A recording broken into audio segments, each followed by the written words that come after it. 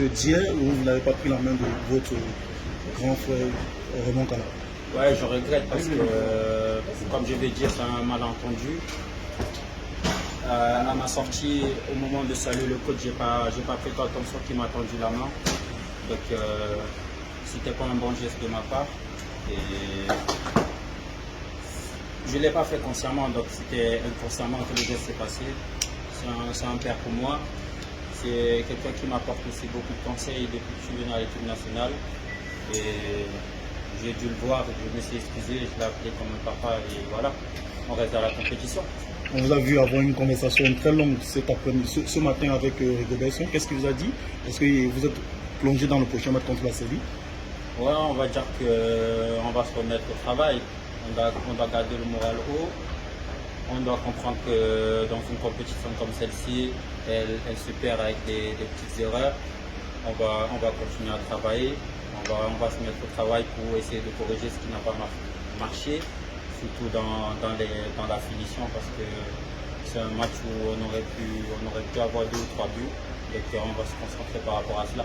Quel a été le discours du président Samuel Eto'o dans les vestiaires après le match? Tout ce qui se passe en famille, ça reste en famille. Je suis désolé.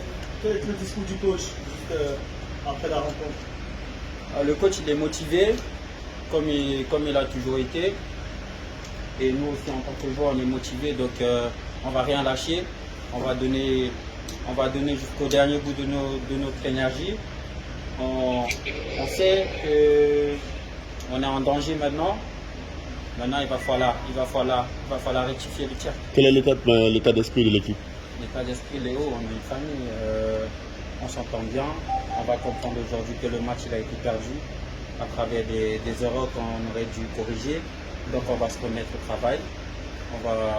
On va essayer de travailler à l'entraînement pour essayer de proposer quelque chose de plus qu'on n'a pas pu proposer au match précédent.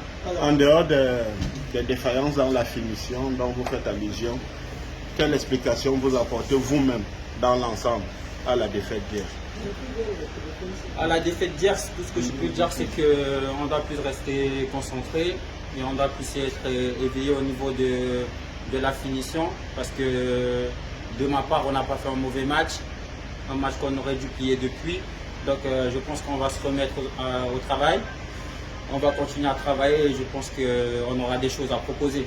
Est-ce que ça vous fait plus mal que celui qui marque le but soit votre frère? On va dire que le foot il est comme ça.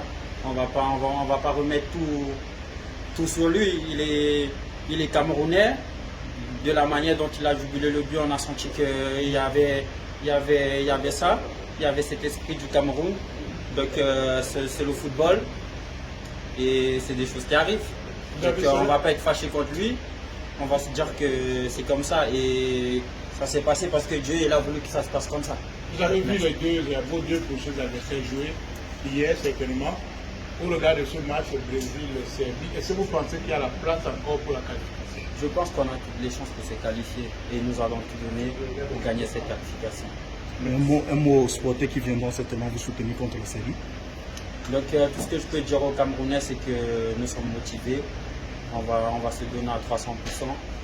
On va proposer quelque chose de plus, ce qui n'a pas marché au match précédent.